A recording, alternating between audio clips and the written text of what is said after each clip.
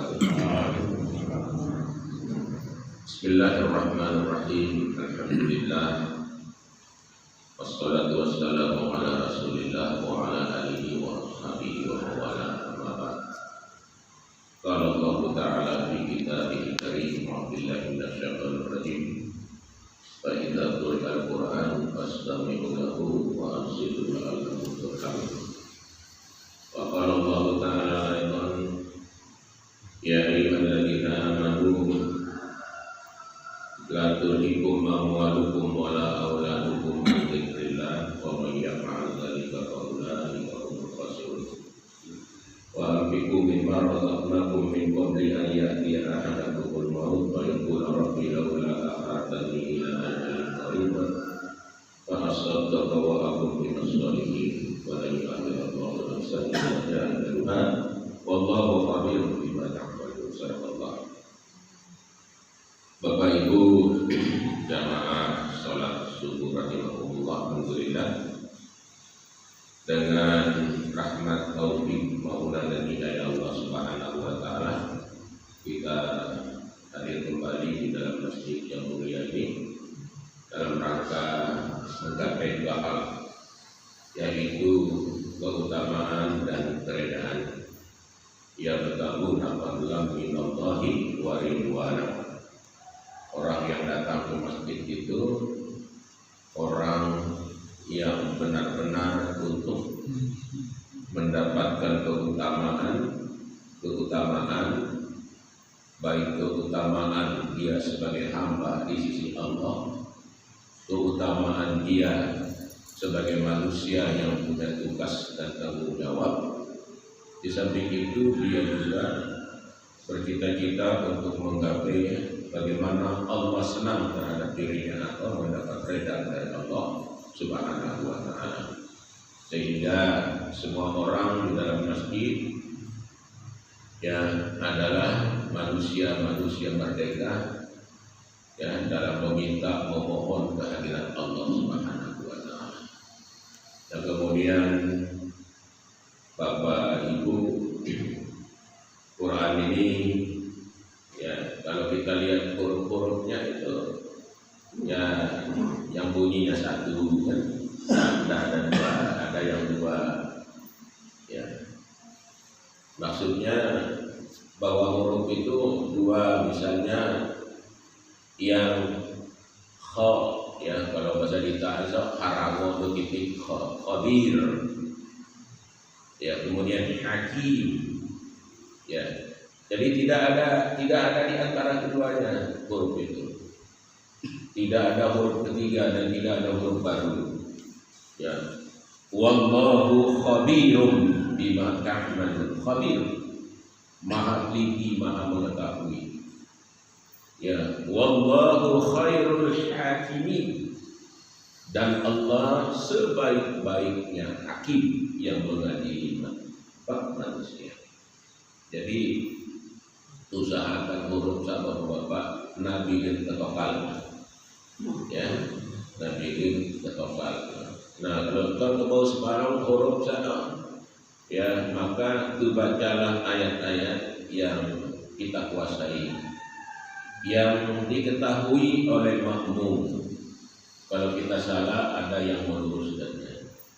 Dan orang di belakang imam itu wajib meluruskan kekeliruan imam, baik membaca panjang pendek, yang hukumnya ya itu wajib. Tidak boleh kita biarkan imam lolos ya dalam kekeliruannya. Tadi kan sudah kita disuruh dengar membaca Quran, hendaklah kamu diam, kamu dengar. Nah, diam itu menyimak, dengar itu kita tegur, kita yang luruskan di mana hilang kelirunya. Dan cara itulah kamu akan dapat kemenangan, keberuntungan. Nah, oleh karena itu Bapak-bapak sambil itu baca Quran, sambil itu belajar, sambil tahu alim tentang Quran panjang pendek ya, matnya, mat wakafnya, mat lazimnya ya. Kemudian apakah dia idgham bila kunna atau tidak, itu belajar kalau insyaallah. Dengan cara itu kita hari demi hari akan menjadi orang yang bagus membaca Quran. Nah, dalam salah satu hadis oleh Imam Mujahid dikatakan, la yata'allamul ilma ala mustahyin wala mutakabbirin. Tidak akan bisa menjadi orang alim, orang berilmu, orang malu bertanya, dan orang sombong, ya, dan takabur. Jadi tidak bisa jadi orang alim, Pak. Orang malu bertanya, malu belajar, kemudian dia sombong dan takabur. Nah, oleh karena itu, semoga kita semua diberikan kekuatan oleh Allah untuk memahami Quran ini dengan baik. Nah, sekarang kita lanjutkan ke beberapa pembahasan kita di dalam surat Al-Munafiqun. Bagaimana saya sudah janjikan kepada Bapak Ibu, kita akan menjelaskan sampai barangkali 1 minggu, ya. Dan kita bicarakan ayat-ayat yang terus bersinggungan dengan ayat-ayat yang pernah kita jelaskan dari beberapa hari. Untuk apa intinya? Kemungkinan 2 kata Bapak. Kemungkinan kita pertama hamba yang pandai bersyukur, atau kemungkinan kedua kita ini akan menjadi hamba yang kufur. Itu saja kemungkinannya. Maka kita ingin berada pada yang pertama, menjadi hamba yang syukur, ya, dalam keadaan sedikit atau banyak bersyukur kepada Allah. Itu intinya. Nah, apalagi kita diberi banyak, menjadi orang kaya raya, ya, menjadi tuan tanah, menjadi segala-galanya kekayaan yang seharusnya juga pandai menjadi manusia yang bersyukur kehadirat Allah Subhanahu wa taala. Nah, dalam surat Al-Munafiqun ini Bapak-bapak, Ibu-ibu, ya sekitar 14 ayat ya.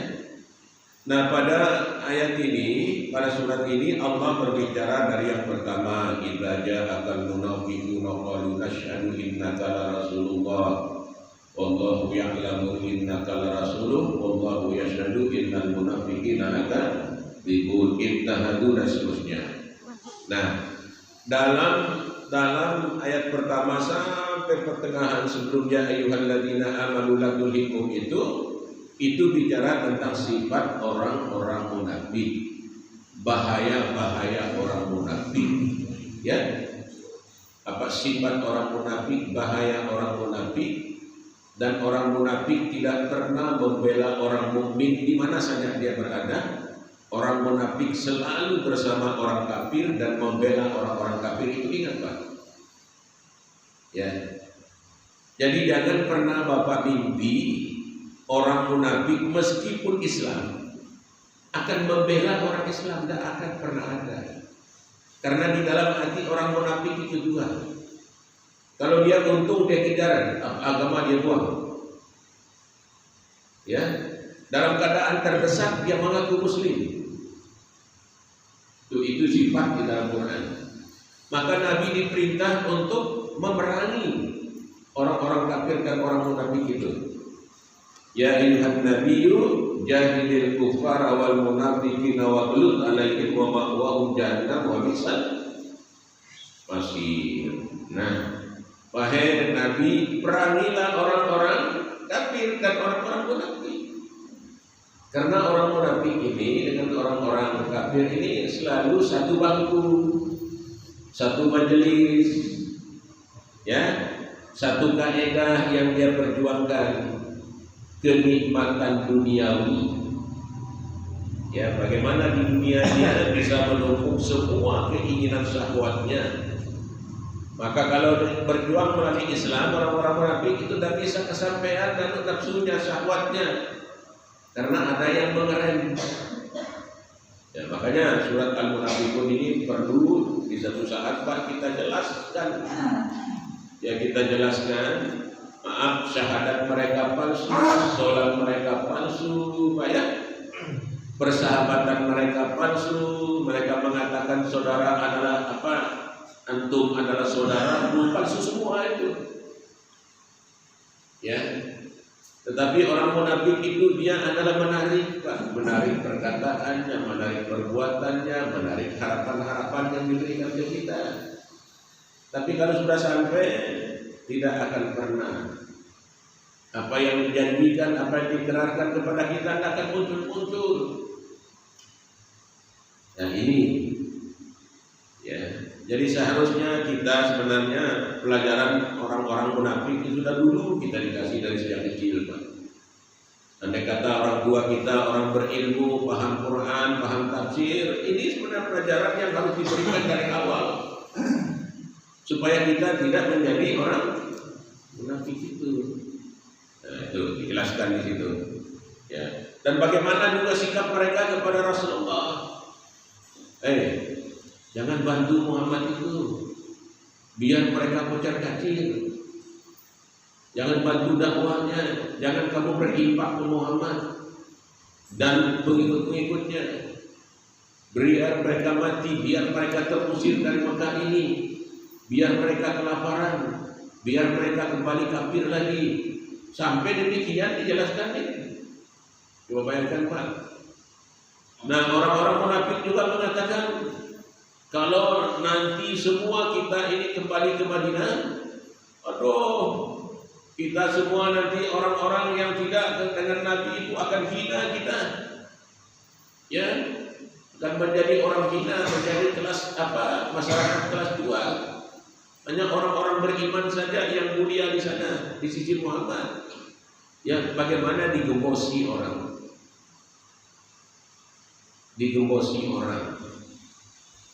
itu orang-orang munafik.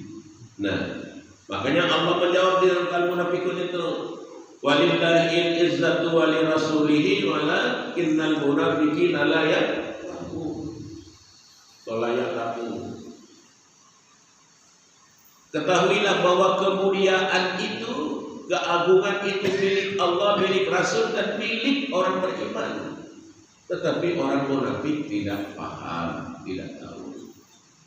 Padahal kalau Nabi Muhammad sukses semua perjuangannya kan termukti semua manusia mulia. Tapi orang munafik ya menjelek-jelekkan.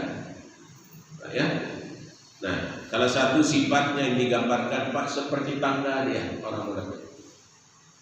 Usubum musannada, seperti anak tangga. Aden kita kan aden nyaman-nyaman tuh teh. Yahsabuna kulla sayhatin alih. Jangan kamu kira, jangan kamu duga. Kalau orang Jawa mengatakan siapa kira, jangan kamu duga bahwa perkataan pujian itu disampaikan kepadamu, tidak, tapi sebaliknya dimusuhi kamu. Subhanallah. Dan semakin akhir zaman, semakin banyak manusia munafik. Semakin banyak manusia munafik, semakin kacau balau kehidupan masyarakat kita. Nah, itu gambarnya secara global garis besar di dalam surat Al-Munafiqun. Nah, Bapak Ibu, saya ambil awal saja dulu ayat ini. Ya ayyuhalladzina amanu la tulhikum amwalukum wala auladukum an dzikrillah. Wahai orang-orang yang telah beriman kepada Allah, kepada negeri akhirat, kepada Rasulullah, beriman kepada Quran, la tulhikum, janganlah kamu dipalingkan, dilalaikan, atau janganlah kamu dijauhkan oleh apa? Oleh harta dan anak-anak.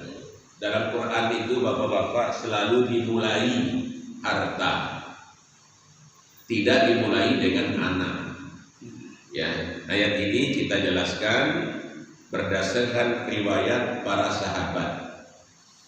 Menurut riwayat At-Tirmizi, Baihaqi dan Ibnu Jarir, bahwa ayat ini asbabun nuzulnya turun berkaitan dengan orang-orang kafir dan munafik mengatakan bahwa kitalah yang paling mulia, Muhammad dan pengikutnya paling hina.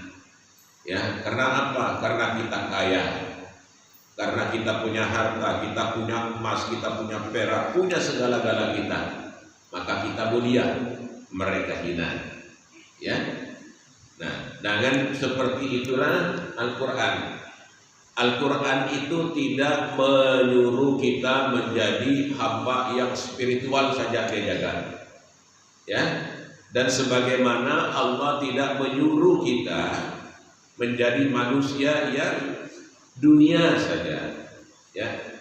Maka itulah sebab menurut tafsir Al-Marabi itu dikutip satu hadis katanya dari Imam Muslim, ya. Ikmal li dunyaka ka'annaka ta'ishu abadan wa amal li akhiratika ka'annaka tamutu badan.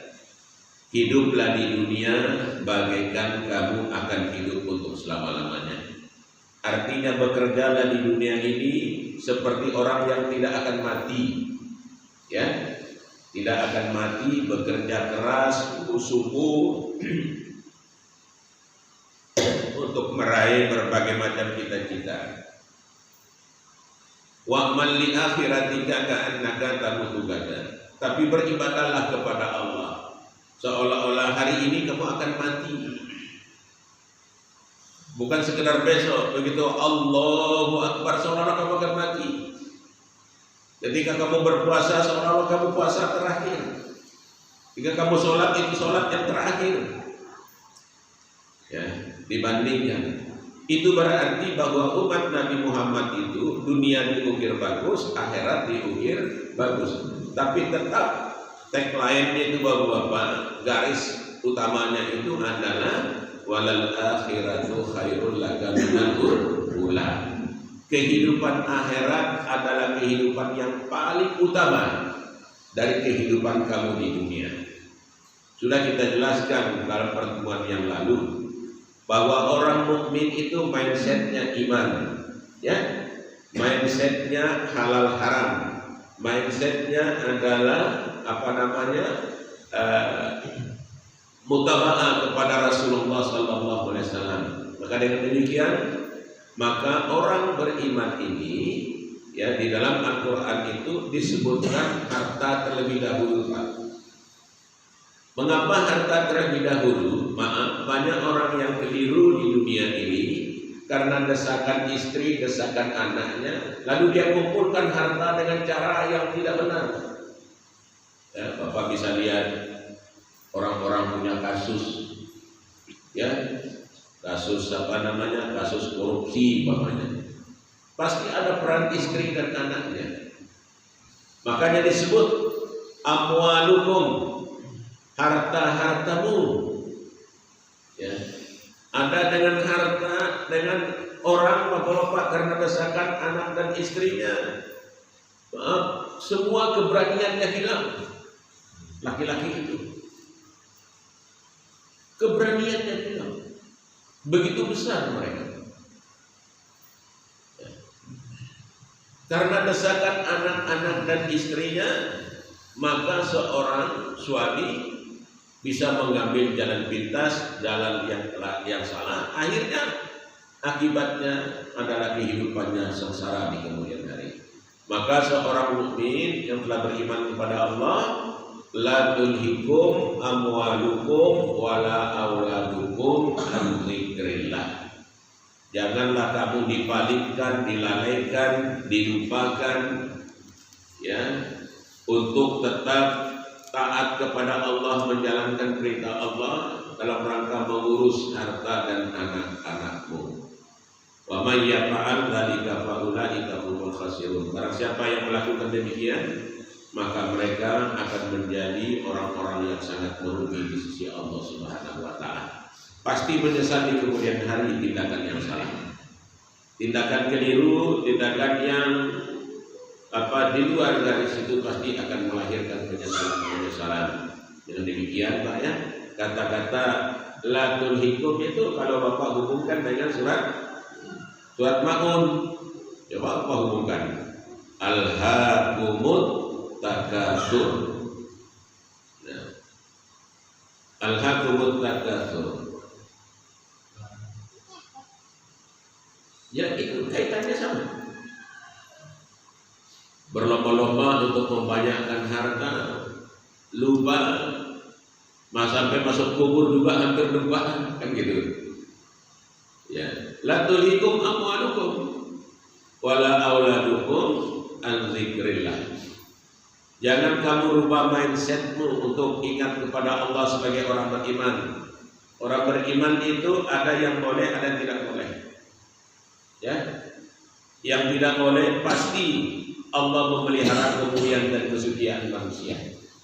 Yang boleh pasti Allah menyuruh kita dengan cara itu kamu tidak akan hina, karena itu perintahku adalah kebolehan. Jadi intinya Bapak Ibu dan saudara sekalian, orang yang telah beriman kepada Allah, kepada Rasulullah, kepada negeri akhirat dan Quran, dia dalam hidup ini bagaimanapun sibuknya, bagaimanapun kegiatan-kegiatannya, pasti dia ya bahwa ingat Allah itu adalah mindset yang tertanam di dalam otaknya, adalah pandangan yang tertanam di dalam otaknya, sehingga dengan demikian insya Allah dia akan tetap berjalan sesuai dengan ketentuan Allah dan Rasul di dalam hidupnya. Karena kita betapa kita untung menjadi pengikut agama ini, karena Allah mengajarkan tentang keseimbangan, ya, al-mizan, ya, Rabbana atina fid dunya hasanah, ya, Allah mendahulukan dunia yang hasanah. Dunia yang hasanah ini dengan harapan agar kita juga bisa hasanah di akhirat. Tentu tadi tidak boleh lupa akan zikir kepada Allah Subhanahu wa taala. Tidak boleh lupa hal-hal yang telah digariskan oleh Allah Subhanahu wa taala. Ini sekedar gambar umum ya tentang bagaimana Al-Qur'an menggambarkan tentang harta dan anak-anak. Kalau anak itu lebih arahnya kepada fitnah. Ya. Nah, dengan harta ini bisa fitnahnya dari anak, bisa cobaannya dari anak. Nanti bisa kita hubungkan dengan surat At-Taghabun ayat 14 dan 15. Insyaallah nanti kita akan sampaikan semua. Ya, karena tujuan akhir kita ini bagaimana harta yang ada ini di dunia ini, apapun yang ada di dunia ini, sekedar dia lewat di dalam hati kita. Sekedar lewat numpang lewat di hati kita. Harta keduniaan itu sekedar lewat saja di dalam hati kita. Ya, tetapi hakikat tujuan hidup kita ini harus menjadi milik hati kita. Ya, kalau bahasa dalam melaksanakan ibadah puasa, dalilnya itu faman syahida minkumus syahra falyasum. Barang siapa yang telah menyaksikannya, maka hendaklah dia berpuasa. Kalau orang menggunakan ayat ini selalu melihat bulan. Bulan itu tidak bisa dilihat, Pak. Nomor tanggal 1 tidak bisa dilihat bulan. Tidak ada yang bisa melihat bulan. Maka wajib kita menggunakan hisab. Kalau hisab itu tak perlu dilihat karena sudah diketahui, disaksikan lebih dulu. Disaksikan dengan pengetahuan. Bukan bisa dilihat dengan mata. Itu beda, Pak. Nah, lebih tinggi lagi faman syahida minkumus syahra falyasum. Barang siapa yang telah menyaksikan al-haq, maka dia berpuasa. Siapa al-haq itu? Allah. Begitu bulan masuk, al-haq sudah datang. Kalau ada orang tidak puasa, dia tidak menyaksikan al-haq, tidak menyaksikan Allah dia. Lihat itu, Pak. Yang lebih tinggi pemahaman dari ayat-ayat ini. Nah, mudah-mudahan apa yang kita jelaskan ini semakin hari bertambah pengetahuan kita. Kita berharap bertambah juga rasa takut kita kepada Allah. Amin. Ya, makanya kita berdoa, Allahumma inna na'udzubika min ilmin la yanfa, wa min qalbin la yakhsha, wa min nafsin la tasbah, wa min du'ain la yustajab. Ya Allah, kami berlindung kepadamu dari ilmu yang tidak bermanfaat dan berfaedah. Kami berlindung kepadamu ya Allah dari hati yang tidak pernah khusyuk kepadamu. Kami juga berlindung kepadamu ya Allah dari syahwat nafsu yang tidak puas. Kami juga berlindung kepadamu ya Allah dari doa yang tidak kamu jawab, yang tidak kamu dengar, yang tidak kamu terima.